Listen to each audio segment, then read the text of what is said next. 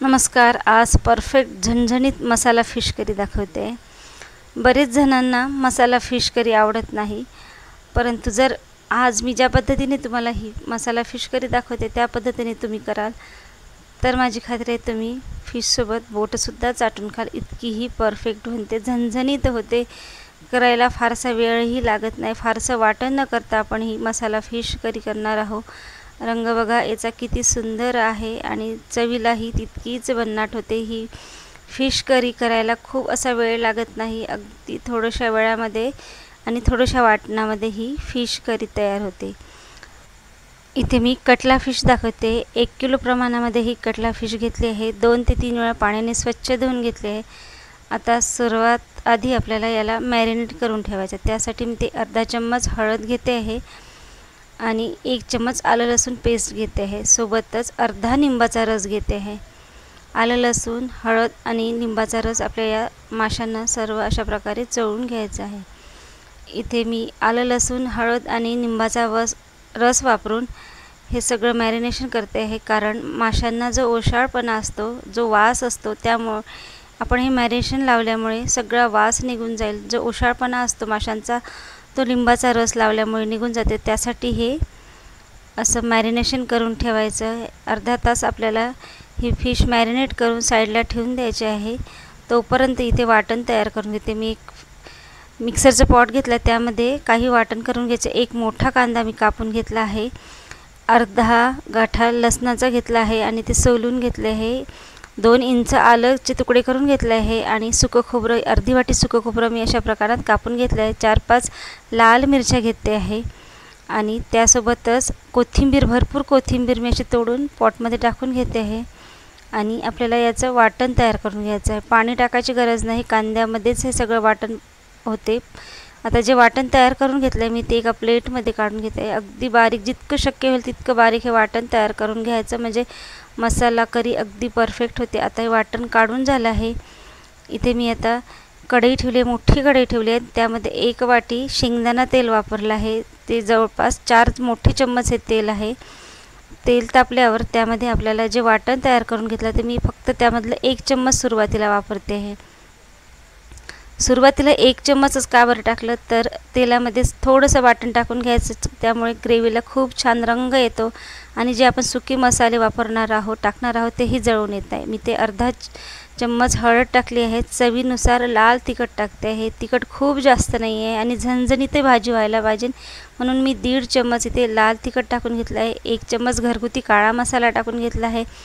तुमच्याकडे हा मसाला नसेल तर तुम्ही कुठलाही रेडीमेड मसाला वापरू शकता. 1 चम्मच धने पावडर टाकून घेतला आहे. सगळे सुके मसाले आपल्याला थोड्याशा वाटणासोबत असे तेलामध्ये परतून घ्यायचे आहे. तेलामध्ये परतल्यावर त्यामध्ये मी 1 चम्मच चवीनुसार मीठ टाकून घेते आहे. आता आपण जे वाटण तयार करून घेतलं ते सुद्धा टाकून घ्यायचं आहे. ते सगळं वाटण मी आत्ता टाकते आहे. सुरुवातीला जर ते वाटण टाकलं असतं तर त्यामध्ये आपण सुके मसाले घालून घेतले, ते हळद, तिखट, गरम मसाला आणि धने पावडर, त्याची चव थोडीशी वेगळी आली असती आणि सगळं वाटण होईपर्यंत त्याची वाट पाहत बसावी लागली असते. म्हणून मी सुरुवातीला फक्त थोडंसं मसाल्याचं वाटण टाकून घेतलं आणि आत्ता बाकीचं टाकून घेत आहे. सगळं वाटण टाकल्यावर तेल सुटेपर्यंत हे सगळं वाटण तेलामध्ये होऊ द्यायचं आहे. भरपूर असं तेल सुटल्यावरच आपल्याला त्यामध्ये फिश घालून घ्यायची आहे. फक्त मी थोडंसं जे मसाल्याचं वाटण करून घेतलं होतं मिक्सरच्या पॉटमध्ये, त्यात थोडंसं पाणी टाकून घेते आणि ते मसाल्यामध्ये टाकून घेते. त्यामुळे आपले मसाले इथे करपणार नाहीत. फक्त थोड्याशा पाण्यामध्ये हे मसाले छान तेल सुटेपर्यंत होऊ द्यायचे आहे. 1-2 मिनटामध्ये या मसाल्याला छान तेल सुटून येते, तोपर्यंत आपल्याला यामध्ये फिश टाकायची नाही. बघा, असं भरपूर तेल सुटू द्यायचं आहे. सगळे मसाले कच्चे वापरले आहेत, त्यामुळे इथे तेलामध्येच हे सगळे वाटण होऊ द्यायचं आहे. भरपूर असं तेल सुटल्यावरती आपले जे मसाले आपण यामध्ये कच्चे टाकले होते त्याचा रंगही छान येईल आणि चवही भरपूर येईल या वाटणामध्ये. आपण अशा प्रकारे फोडणीत सगळे मसाले होऊ दिले तेल सुटेपर्यंत. बघा, आता भरपूर असं तेल सुटले आहे. जे आपण फिश मॅरिनेट करून ठेवली होती ती फिश मी सगळी सोडून घेते आहे. मॅरिनेशनमुळे फिशला जो वास येतो, फिश करी खाताना जो वास येतो तो वास येणार नाही आणि चवही खूप छान लागेल. आपण हळद, आलं लसूण पेस्ट आणि लिंबाचा रस लावून मॅरिनेशन केलं होतं, त्यामुळे वासही येणार नाही आणि चवही खूप छान येईल या फिश करीला. आता सगळी फिश टाकून घेतली ती मसाल्यामध्ये छान मिक्स करून घ्यायचे.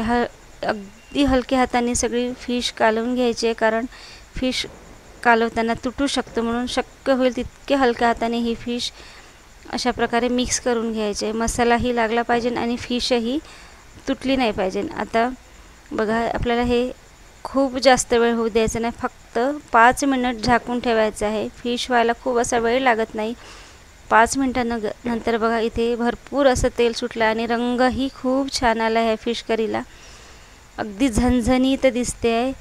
आता हे सगळे फिश परत एकदा खालीवरती करून घ्यायचे. हलक्या हाताने सगळी फिश फिरवून घ्यायची आहे. बघा, सगळी फिश छान फिरवून घ्यायची आहे. नंतरच आपल्याला त्यामध्ये पाणी टाकून घ्यायचं आहे. पाणी फार जास्त टाकायचं नाही.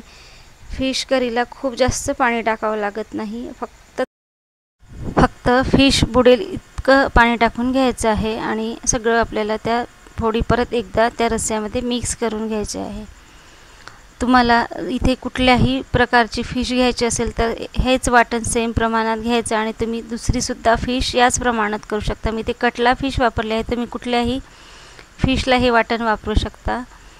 आता 1-2 मिनटं आपल्याला उकळी येऊ द्यायची. फिश फार लवकर शिजून येते, याला जास्त वेळ लागत नाही, त्यामुळे इथे झाकायची गरज नाही आहे. मी आता अशीच ही फिश करी होऊ देत आहे. 2 ते 3 मिनटानंतर बघा, रस्स्याला छान उकळी आलेली आहे आणि फिशही शिजत आली आहे.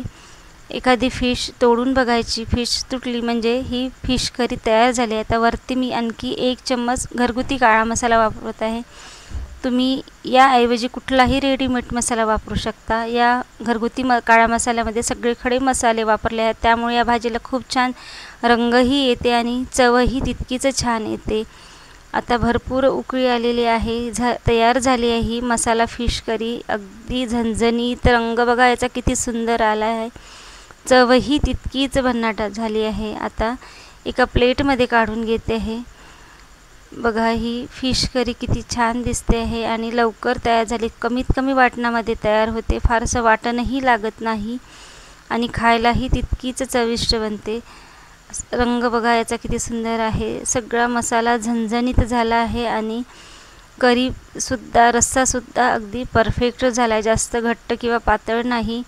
आता सगळी ही फिश करी मी एका प्लेटमध्ये काढून घेतली आहे. तयार झाली आहे ही फिश करी खायला. वरती थोडासा रस्सा टाकून घेते आणि भरपूर अशी कोथिंबीर पेरून घेते आहे. तुम्हाला आजची फिश करी कशी वाटली, आजची फिश करी करण्याची पद्धत कशी वाटली ते कमेंट करून नक्की सांगा.